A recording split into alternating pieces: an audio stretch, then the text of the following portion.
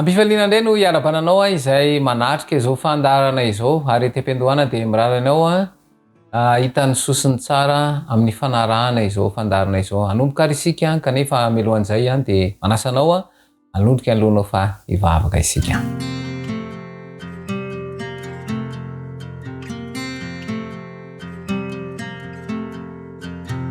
Ny dera sy ny lahazara voninahitra dia atolotra ho anao rery ihany ry raina ny lanitra sy ny tany tombotombo mpanjaka ny mpanjaka maefa ny zavatra rehetra ny tsy fahafezana amin'ny sainana ka mahatonga anotiny ohatrany tana fona aminao zany ankehitriny misaotranao raha mbola afaka hanao izao fandarana izao indray. Sokafo ny fo sy ny saina ary fahazavan-tsaina avy amin'ny fananao masina zava-pisaina fanamafatra ny sitraponao ary mpanakeo anay izany ka hitondra fiainam-baovao anay izao fotoana izao tononona. Fiangatana aminanao Jesosy Kristy nivavaka. Amen.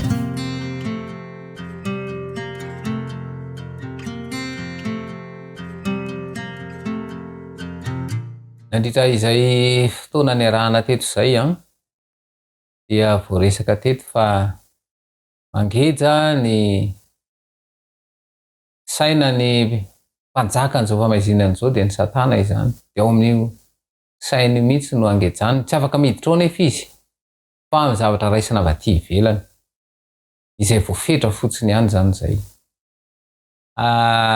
Dia izay no mampatonga ny hoe tena tsy mety voavaha mihitsy ny olana satria mitoky amin'ny zavatra raisina avy aty ivelany ny olona.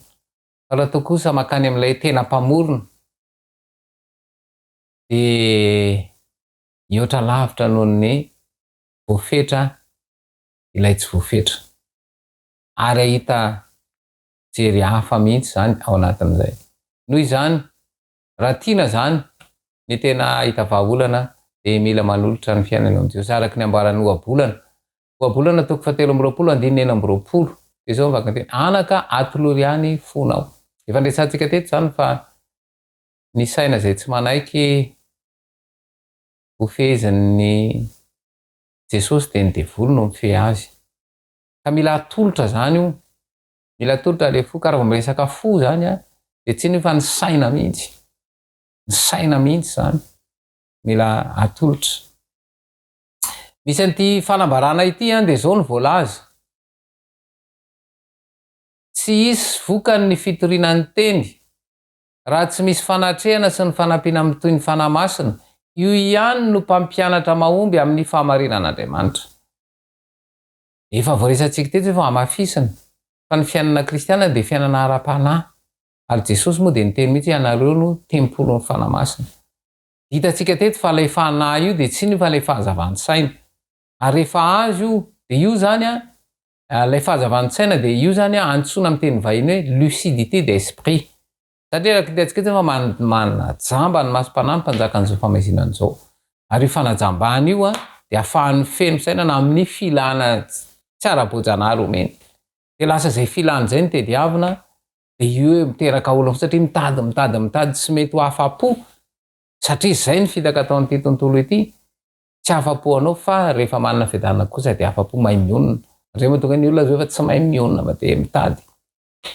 Dia io moa zany lasa apetraka eo fiarahamonina koa ilay izy 7/24/24 tsisy fitsarana mihitsy zany. Dia jerena koa raha ny tontolo ary dia izao ny hainao manjery 24/24 dia eo tsy manana fotoana hitsarana intsony fa dia eo taritiny eo. Tsy afaka manana fotoana izay mba andinihan-tena intsony, tsy manana an'izany fotoana izany intsony. Ary izay mahatonga ny misy hisarihan'ny Kristy ny saina, misarika ny saina zany ny Kristy mba ho ao aminy, hifantoka ao aminy, mba hialana amin'izao fahatrotrahana rehetra fa dia trotraka tokoa ny olombelona amin'izao fotoana tena reraka vizana, trotraka ary tena tsy afa mitraka intsony raha ny zava-misy. Kanefa izao mbola afaka manome vahaolana. Ka izao anefa araka io fanambarana io dia mbola mitohy ny fanambarana. Dia izao ny toy ny fanambarana. Rehefa raha ny fanaoam-po ihany ny fahamarinana, voamelombelona ny feon'ny fieritreretana na anova ny fiainana. Tatsika an'izany fa asan'ny fanahy tanteraka zany io fa izao araka nambarantsika dia fanahy hafa ny fanahin'i Kristy izay fanahy masina io fa ny fanahin'ny devoly kosa fanahy mamitaka. Ka io fanahy mamitaka io fa be dia be io fanahy mamitaka io. Dia mila azo tsara zany no tianambara. Ahoana ariana ny tokony atao zany eo anatrehany zany rehetrarehetra izany. De izao raha hiditra ao am'le tontolo tsy hitany maso zany sika, izay io ny tontolo ngezany indrindra. Fa ny hita maso voafetra fotsiny any ao amin'ny hita maso ny tsapanao.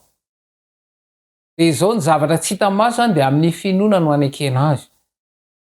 De araka ty teny ambara ity zany de izao no fanambarana eto. Ny fafana mino de efa ao anatsika fa mila faritana mazava tsara izay vao miteraka vokatra. De izay mahatonga ny Timoty faharoa toko voalohany diny faharoa ambin'ny teny fantatro zay inoko. Izany hoe ty finoana ity zany tena zava-dehibe ary iankina ny zavatra rehetra io. Satria hiditra ao amin'ilay tontolo anankiray. Ilay tontolo zay tsy hitan'ny maso. Fa ndodeo voafetra de io voafetra io mahatonga ny hoe tsy mety afaka olana mihitsy satria miaraka amin'ilay voafetra.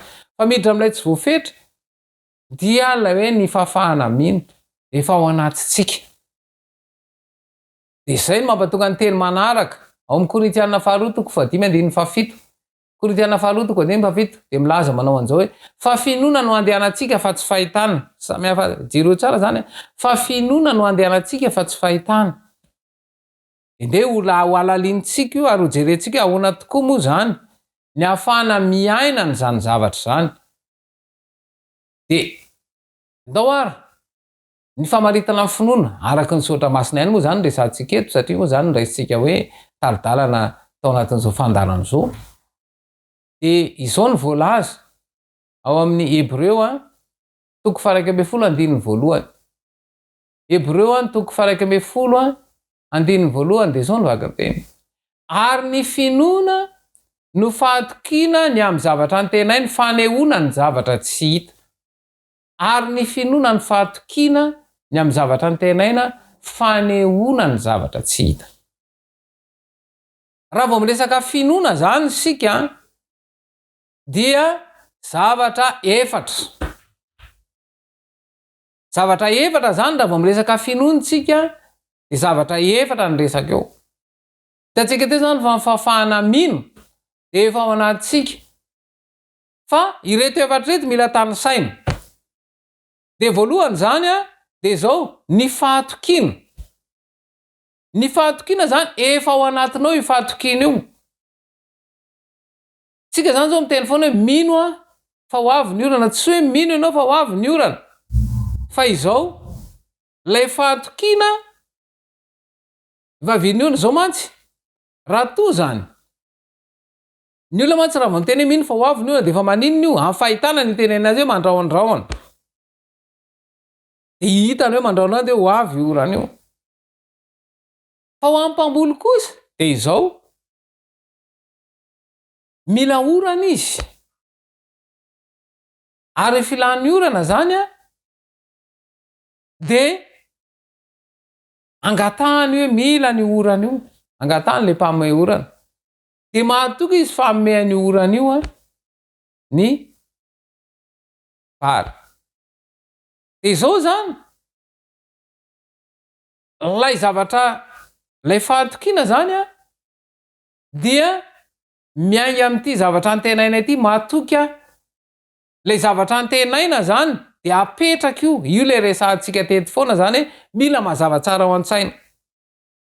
Le zavatra antenaina zany apetraka rehefa mazava tsara de apetraka ao. Io nefa mbola tsy hita maso satria zavatra antenaina zany tsy hoe tanteraka eo ny eo. Fa antenaina hoe ny antenaina de mahatoky fa ho tanteraka ty zavatra antenaina zay apetrako ty. De inona ny toy n'ilay teny de mitoy manaraka hoe fanehoana. Ny fanehoana efa ao anatinao ary afaka maneho ianao. Fa inona le aseho? De lay zavatra tsy hita. De inona le zavatra tsy hita? De le zavatra le antenaina napetraka ao zany efa asehonao.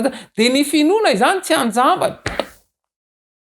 Tsy amin'izao fotsiny fa finoana kay zany fiainana le finoana. Ary zay mahatonga le teny teo hoe finoana no andehanantsika fa tsy fahitana. Fa ny olona zany lasa fahitana no ampiasainy. De lasa tsy mampiasa finoana de zay mahatonga azy tafavoaka. De eto zany lay finoana resahana eto dia misy zavatra apetraka mazava tsara zany. De inona io zavatra apetraka mazava tsara io? De ndao resantsika satria ny soratra masina moa zany no nomentsika taridalana. Ndao aloha ampiasa baiboly a. De izao andeha ho jerena ny ao amin'ny Romanina. Romanina 10:7-10. De izao no voalaza ao amin'ny Romanina 10:7 io. Romanina 10:7 de izao mivaky ny teny. Koa ny finoana dia avy amin'ny toroteny, ary ny toroteny kosa avy amin'ny tenin'ny Kristy. Jerentsika io teny io. Koa ny finoana dia avy amin'ny toroteny, ary ny toroteny kosa avy amin'ny tenin'ny Kristy. Eto zany, ny finoana tsy avy aminao mihitsy. Fa izao, eto misy teny zany omen'ny Kristy anao. Izy zany le antsointsika hoe teny fikasana. De zay mahatonga an'ilay teny tany am-piandohana raha narahanao tsara zany zavatra resantsika teto, de misy teny voarainao zany zao. Ka rehefa raisinao io teny io ka saintsainao lalina, de mihamazava aminao ny antony, ary resy lahatra ianao, de andre fanapahan-kevitra, de isy vokany eo aminao. Ny finoana zany tena zay. Raha miteny eto zany koa ny finoana dia avy amin'ny toroteny, ary ny toroteny kosa avy amin'ny teny Kristy, zay le hoe mifankazara amin'so de hiadana ianao, de misy teny omeny anao, de ho lasa ho ahorona ho fanantenana io, ho tanteraka io, de tonga de asehona avy hatrany. Dikany hoe ho tanteraka zany a, de izao ny fomba ahafahany ho tanteraka tonga de efa hiainao avy hatrany. Zay le hoe fanehoana ny zavatra tsy hita. Andenge anampy atsika no ho an'ny mpianatra. Tsy hoe mino izy fa ho famparadinana, fa mahatoky izy. Matoy zany mianatra dia efa ao anatiny le fahatokiana. Fa ilay fanantenana apetrany kosa dia ho afam-panadinana. De ahoana le fanehoanan'izay? De izao mianatra izy. Satria raha tsy mianatra ianao tsy afam-panadinana ianao tahadidio tsara ao ko fantatrao. Fa raha mandeha araka ny tokony ho izy, de izao zavatra tsy nianaranao ny ty saitsika ty zany tsy afaka mamerina ny zavatra zay tsy mbola nampidirina tao. De mieritreritra mantsy misy fahagagana. Inona le fahagagana? De eo ndray eo tandrefa misy fitaka eo. Fa matoa ianao zany mianatra aloha de mianara tsara. Fa aza mieritreritra afam-panadinana raha nanao atsirambina amin'ny fianarana. De zay mahatonga miteraka problème zany raha vao tsy afaka ianao, raha vao tena tsy mino an'Andriamanitra tsony a. Ka ianao raha nanao atsirambina ne, zay le fitaka ataon'ny devoly. Izy zany fantany fa mbola manao atsirambina de hoe am'vavahana ianao, fa rehefa mivavaka ianao afam-panadinana ianao, na de manao atsirambina mba tiano diso fanantenana de hiala amin'Andriamanitra. Any le zavatra apetrany. Fa raha mianatra tsara de le hoe fanehoana ny zavatra ty zany, mianatra tsara no mianara tsara. Fa afam-panadinana ianao. Ka izao, lay fidirana ao anatiny io zany de izao hoe le vavaka atao zany hoe fa manino mivana amin'ny fanadinana zay. Fa le vavaka atao de izao le vavaka atao iny e. Lay fanadinoana eo. De eo amin'ny asan'ny fanahy ndray mampatsiahy ny asan'ny fanahy. Donc raha isika ny soratra masina mahakasika an'izay hoe le fampatsiarovana izay, de ndao jerentsika ny Jaona. Jaona 4:10. De zao ny voalazany teny amin'ny andininy 9:20. Jaona 4:10 de ho vakiana ny andininy 9:20. De zao vaky ny teny. Fa ny mpanandra de fanahy masina izay iray aminareo, izy no ampianareo sy ny zavatra rehetra, sy ampatsiaro anareo ny zavatra rehetra izay nolazaiko taminareo. Eto zany, lay finoana zany a, de izao avy amin'ny teny. De ianao zany rehefa nandray teny, rehefa nianatra ianao, ka tsy tadidy averina, zay le asan'ny fanahy. Fa tsy hoe lay fahagagana mantsy misy fitaka ao anatin'io fa mila mitandrina tsara. Atonga ny olona tsy hanao ninina, tsy hanao zavatra, io misy fahagagana io. Fa tsy finoana zany, ny fahagagana zavatra tsy eritreretinao fa tonga ho azy eo. fa etigna etreko hoe zay asaina mianatra ianao de izy fahagagana io ny zavatra tsy anany bote tsy zay ny fahagagana fahagagana zany tsy anao ary tsy azonao antsainy tsy azonao etreretana fahagagana fa tonga ho azy eo zay fatsika zany tadiditra amina fahagagana hoe nietrereko tiako tanteraka ohatran'izao de mba manao fahagagana ohatran'izao ary zay mantsy ny olonan'ity finoana ity ary zay mila iresantsika ny finoana io fa raha vao tsy azo io de lasa finoana anjamba ny le ampiasaina de lasa sy tafavoaka ary zay mamatoka ny teny any amin'ny Hébreu toko 7 manampy an'ilay teny tao amin'ny Romanina teo de zao ny voalazan'ny Hébreu toko 12 de zao ny vaky ny teny ao amin'ny Hébreu toko 12 andininy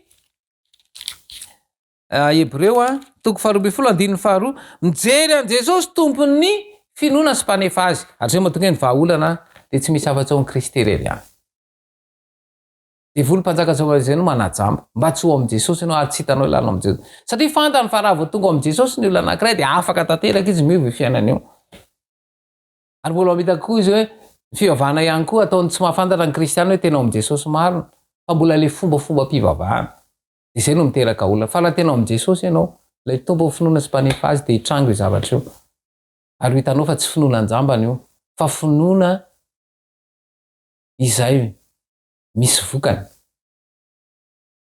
ka Jesosy zany anampy ampitoetra ny teny ao anatinao anazava amin'ny sainana de ahatonga anao ahazo tanteraka zany ka hitondra fiovana tanteraka eo amin'ny fiainanao mialaka amin'ny Jesosy.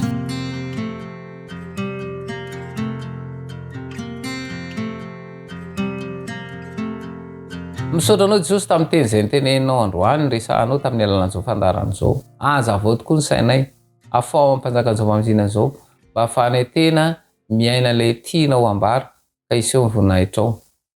Tonoana sy angatana aminanao Jesosy Kristy mivavaka. Amen.